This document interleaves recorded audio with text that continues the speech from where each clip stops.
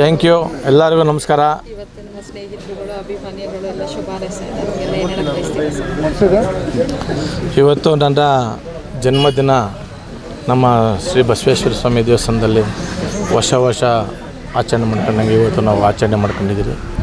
ವರ್ಷ ಬಂದಂಗೆ ನನ್ನ ಪಂಚಾಯತಿ ಯಾವಳ್ಳಿ ಪಂಚಾಯತಿ ಇವರಿರ್ಬೋದು, ನಮ್ಮ ಊರು ಮುಖಂಡರುಗಳಿರ್ಬೋದು, ನಮ್ಮ ಉಂಡೂರು ಪಂಚಾಯತಿ ಮುಖಂಡರುಗಳಿರ್ಬೋದು, ಅನೇಕ ನನ್ನ ಅಭಿಮಾನಿಗಳು ನನ್ನ ಮೇಲೆ ಪ್ರೀತಿ ವಿಶ್ವಾಸ ಇಟ್ಟು ಬಂದು ನನಗೆ ವರ್ಷನೂ ಆರೈಸ್ತಾರೆ. ಅವ್ರಿಗೂ ದೇವರು ಆಯುಸ್ಸು ಆರೋಗ್ಯ ಐಶ್ವರ್ಯ ಕೊಡಲಿ ಅವ್ರಿಗೆ ಅಂತ ಪ್ರಾರ್ಥನೆ ಮಾಡಿದ್ದೀನಿ. ದೇವ್ರ ಹತ್ರ ಆಗಲಿ ಅಂತ ನಾನು ಕೇಳ್ಕೊತೀನಿ.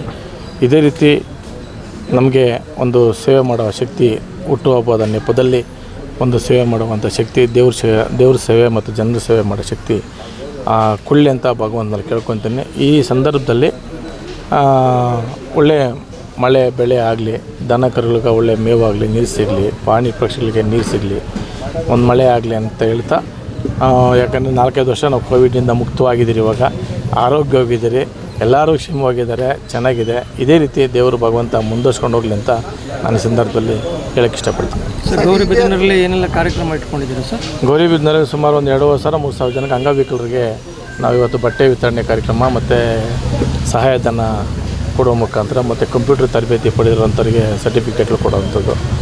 ಸುಮಾರು ಜನ ನೈಟು ಬಂದಿರೋ, ಇವಾಗಲೂ ಬಂದಿರೋ ಗೌರಿಬಿದನೂರವರು. ಈಗ ಹೋಗಬೇಕು, ಅಲ್ಲಿ ಹಲವಾರು ಕಾರ್ಯಕ್ರಮ ಅಭಿಮಾನಿಗಳು ಮುಡ್ಕೊಂಡಿದ್ದಾರೆ. ಇನ್ನೂ ಹೋಗಲಿಲ್ಲ, ನಾನು ಹೋಗೋಕ್ಕೆ ನೋಡಬೇಕು. ಸರ್, 2028ಗೆ ತಾವು ಪಕ್ಷಾತೀತವಾಗಿ ಅಂದರೆ ಸ್ವತಂತ್ರ ಅಭ್ಯರ್ಥಿಯಾಗಿ ಸ್ಪರ್ಧಿಸ್ತಾರೆ, ಇಲ್ಲ ಪಕ್ಷದ ವತಿಯಿಂದ ನೋಡೋಣ. ಇನ್ನೂ ತೀರ್ಮಾನ ಮಾಡಲಿಲ್ಲ, ಇನ್ನು ಯಾವುದೂ ನಿರ್ಧಾರ ಆಗಲಿಲ್ಲ.